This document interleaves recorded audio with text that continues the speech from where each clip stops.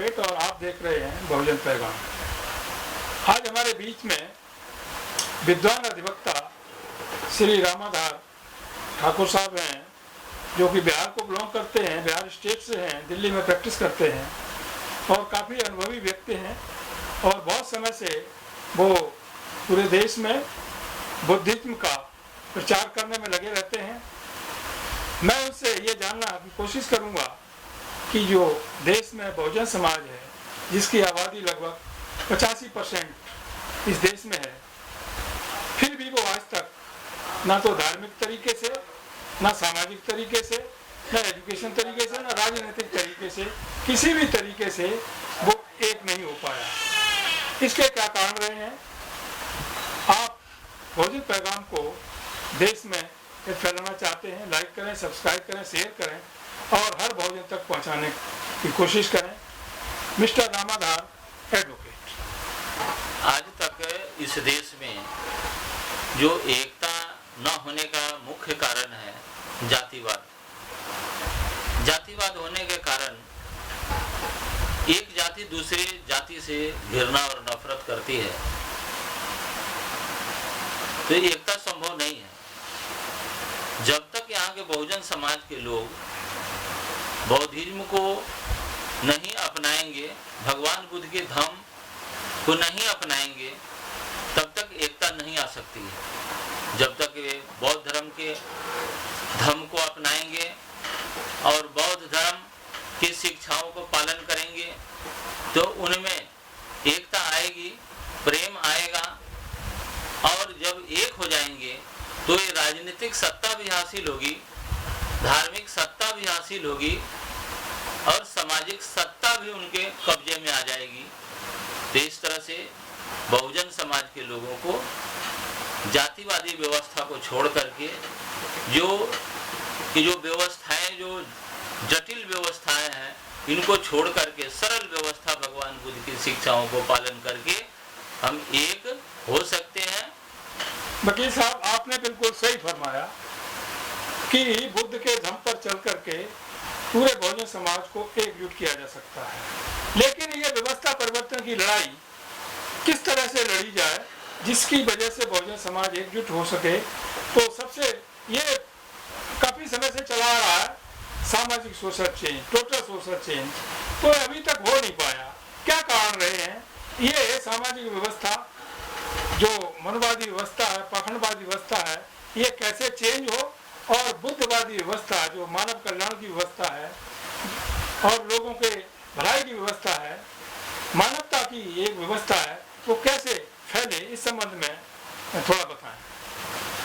भगवान बुद्ध की शिक्षा को फैलाने के लिए हमें घर घर जाकर के भगवान बुद्ध की शिक्षा को बताना पड़ेगा।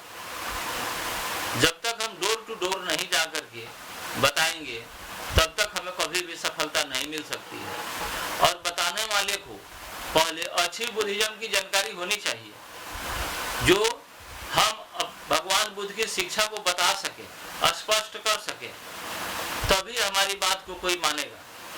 यही बात जो लिखी हुई है, बुद्धं धम्मं संघं शरणं जीवन पर्यंतं गच्छामि, इस तरह भगवान बुद्ध ने अपने पूरे जीवन काल में घर घर जाकर के शिक्षा को बताया। अकेले नहीं बताया, संघ का निर्माण किया। संघ के द्वारा देश के हर कोने में जाकर के, हर घरों में जाकर के भिक्षा मांग करके अपनी बात को कहा। इस तरह से आज हमें भी दृढ़ संकल्प लेकर के हर घर जाकर के भगवान बुद्ध की धम्म की शिक्षा को फैलाना पड़ेगा, बताना पड़ेगा, समझाना पड़ेगा। वकील साहब, आपने बिल्कुल सही फरमाया, संभव है। इसके साथ साथ मैं एक बात और जोड़ना चाहूँगा, यदि आप उचित समझते हैं कि बुद्ध के धम्म के संबंध में बहुत सारा लिटरेचर लिखा गया है हमारे महापुरुषों द्वारा। यदि वो लिटरेचर जो बुद्ध से रिलेटेड है, बुद्ध के धम्म से रिलेटेड है, मानवीय अच्छाइयों पर रिलेटेड है, मानव कल्याण से रिलेटेड है, वो लिटरेचर हर बहुजन के, और बहुजन की जहाँ बुद्ध की बात होती है, हर जन के घर में पहुंचा दिया जाए, तो शायद ये सामाजिक चेंज का रास्ता है, शायद आसान हो जाएगा। इस विषय पर आप क्या कहना चाहेंगे? भगवान बुद्ध की शिक्षा पाली भाषा में लिखी हुई है और इसकी हिंदी ट्रांसलेशन सस्ते रेट पर नहीं है इस देश में, जिससे हर घर में पहुंचाया जा सके।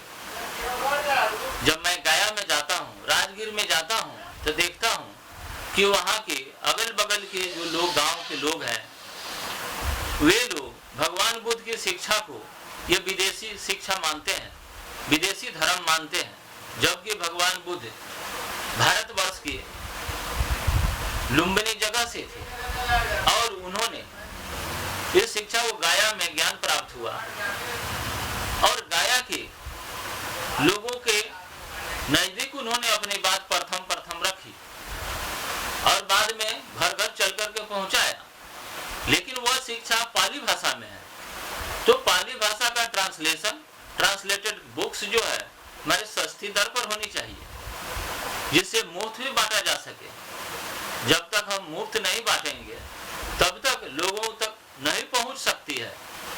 आप सही कहते हैं वकील साहब, बहुत अच्छा विचार है आपका। इस संबंध में मैं समाज के लोगों से भी कहना चाहूँगा कि जो व्यक्ति सक्षम है वो तो बुक्स को 1, 10, 50, 100 खरीदें और जो नहीं खरीद सकते हैं उनको मुफ्त में दें। यह उनका एक कंट्रीब्यूशन भी होगा और आपस में सामंजस्य क्रिएट होगा। इसके साथ साथ बाबा साहब डॉक्टर अम्बेडकर ने भी एक बुक लिखी थी, बुद्धा एंड धम्मा, उसका भी अनुवाद हिंदी में हो चुका है। छोटी बुक के रूप में बनाया जाए और उसको भेजा जाए तो इस तरह से लोगों को बुद्ध के बारे में, उनके धर्म के बारे में पता चल सकता है। और मैं जानता हूँ कि आप भी खुद भी कभी कभी टाइम मिलता है तो किताबें लिखते रहते हैं, बांटते रहते हैं, काफ़ी प्रचार करते रहते हैं। इस प्रचार में, सामाजिक परिवर्तन के इस प्रचार में तेजी कैसे लाई जाए, इसमें आप क्या कहना चाहेंगे? तेजी लाने के लिए हमारा कैडर कोर होना चाहिए। जब तक हम अपने टीचर को ट्रेंड नहीं करेंगे तो वह अच्छा प्रचारक नहीं हो सकता है। कोई भी व्यक्ति 10वीं पास करता है, 12वीं करता है, बीए पास करता है, उसके बाद एक ट्रेनिंग होती है, बीएड की ट्रेनिंग होती है, उससे पहले आईएड की ट्रेनिंग होती है। वो ट्रेनिंग क्यों होती है? बच्चों को पढ़ाने के लिए। तो बच्चों को पढ़ाने के लिए भी एक ट्रेनिंग की जरूरत होती है।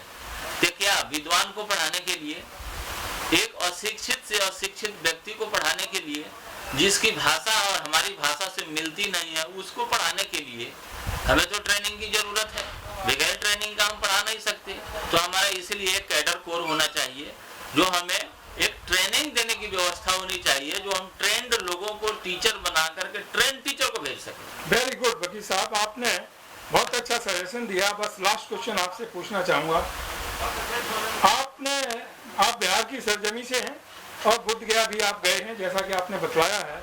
तो वहाँ पर सुना जाता है ये कि जो भगवान बुद्ध का कार्यक्रम जिस तरह से चल रहा है, तो वहाँ पर कुछ मनवादी ब्राह्मण भी बैठे हैं, तो उन्होंने भी कुछ अपना अलग से जो दान दक्षिणा या जो बाहर से डोनेशन आता है जो बुद्ध के मिशन में लगना चाहिए, उसका कुछ शेयर वो ले जाते हैं पाखंडवाद को बढ़ाने के लिए।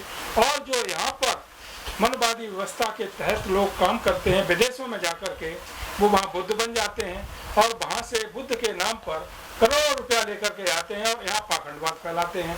तो इसको कैसे रोका जाए और किस तरह क्या काम किया जाए जिसकी वजह से बुद्ध के नाम पर आज पूरे विश्व से जो यहाँ का मनवादी पैसे ठक्के लाता है और यहाँ पाखंडवाद में लगाता है, वो पैसा बुद्ध के मिशन में लगना चाहिए। उससे कैसे निपटा जाए, इस संबंध में आप क्या कहना चाहेंगे? हम सिर्फ सोचते हैं कि वह मेरा दुश्मन है, मनवादी मेरा दुश्मन है, मनवादी हमारे कार्यों को रोकता है। लेकिन हम इसको सरल तरीके से सोच सकते हैं, बहुत ही सरल तरीके से। भगवान बुद्ध के काल में भी भगवान बुद्ध को रोका गया, लेकिन भगवान बुद्ध ने अपने काम को छोड़ा नहीं, अपने काम को लगातार करते रहे, बाधाएं आती रही, बाधाओं से लड़ते रहे, आगे बढ़ते रहे। तो हम लोग जो सोचते हैं वह मेरा दुश्मन है, कोई किसी का दुश्मन नहीं है। दुश्मन हम अपने आप, समाज के हम दुश्मन खुद हैं, क्योंकि हम अपनी बात को कहने के लिए हम घर छोड़ने के लिए राजी नहीं। जो पढ़ लिख जाते हैं वे रोजी रोटी में लग जाते हैं, वे कमाने में लग जाते हैं। जो पैसे वाले हैं पैसा अर्जन करने में लग जाते हैं। जो बुद्धिजीवी है उनको मान सम्मान के लिए वो काम करने लगते हैं। भगवान बुद्ध ने अपने मान सम्मान को, अपने सुख दुख को, सारे को त्याग करके जनता तक, जन समूह तक जा करके अपनी बात को कहा।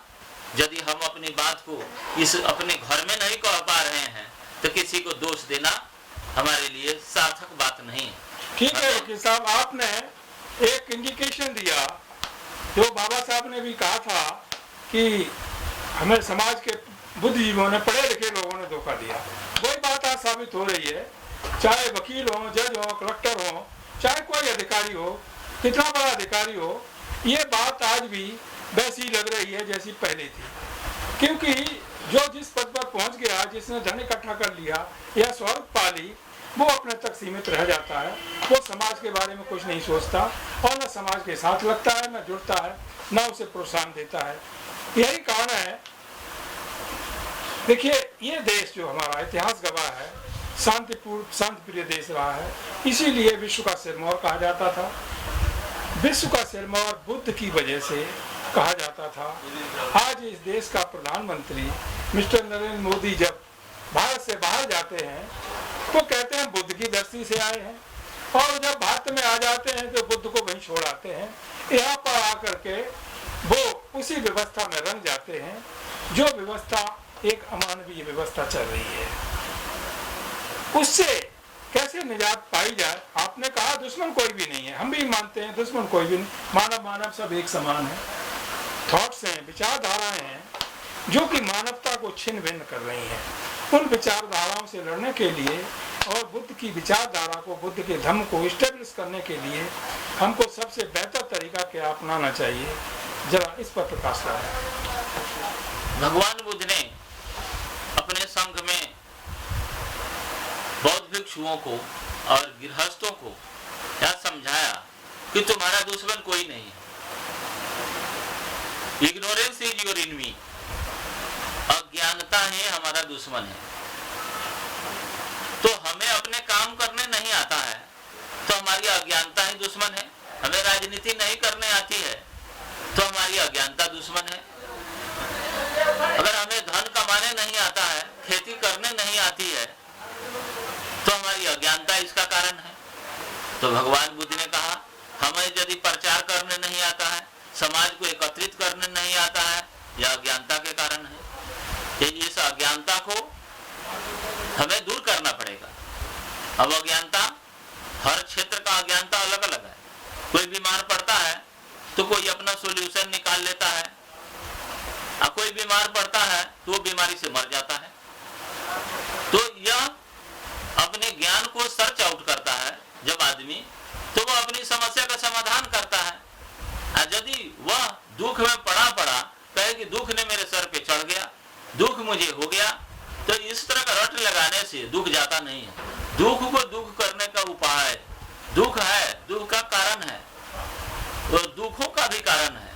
तो एक दुख आता है, फिर उसको जब हम रिमूव नहीं करते हैं, हटाते नहीं हैं, तो वह एक संग्रह हो जाता है।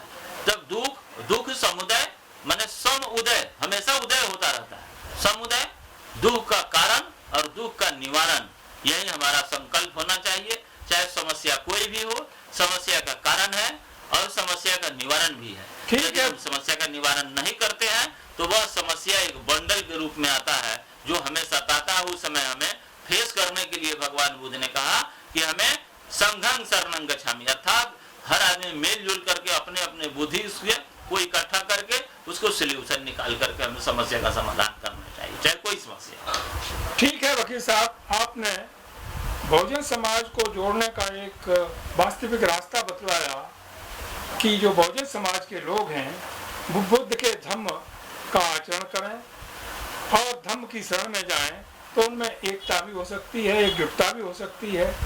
आपने एजुकेशन पर विशेष ध्यान दिया, जैसा बाबा साहब ने भी कहा था, शिक्षित बनो, ये पहला स्लोगन था बाबा साहब का एजुकेशन पर आने के लिए। तो वो भी एक बहुत अच्छी बात है। हमारे समाज के लोग हैं, उनको बजाय पाखंडवाद के चंगुल में फंसने के एजुकेशन की तरफ बढ़ना चाहिए, तभी वो अपना विकास कर सकते हैं, समाज को एकजुट कर सकते हैं। साथियों, मैंने शुरुआत में वकील साहब का नाम के आगे एडवोकेट रामाधार ठाकुर लगाया था। वो हमारे ओबीसी समाज से हैं और जो हमारे समाज में एक नाई बिरादरी होती है उससे संबंधित रखते हैं, और इनका इतना ज्ञान है, यदि इनके ज्ञान की चर्चा की जाए तो घंटों लग जाएंगे। लेकिन आज उन्होंने थोड़े शब्दों में और बहुत बड़ी बातें कह दी। मैं समझता हूँ कि इनका समाज पर असर पड़ेगा, और मुख्य रूप से जो बुद्धिजीवी पढ़े लिखे लोग हैं और जो सरकारी नौकरियों में या प्राइवेट नौकरियों में किसी में, वो समाज को अपनी जिम्मेदारी समझते हुए बहुजन पैगाम को कोऑपरेट करेंगे और इसको घर घर तक पहुंचाने में वो आगे आएंगे। इन्हीं शब्दों के साथ मैं श्री एडवोकेट साहब रामाधार का धन्यवाद करता हूं। जय भीम, जय भारत, जय संविधान, जय सम्राट अशोका, नमो बुद्धाय। धन्यवाद।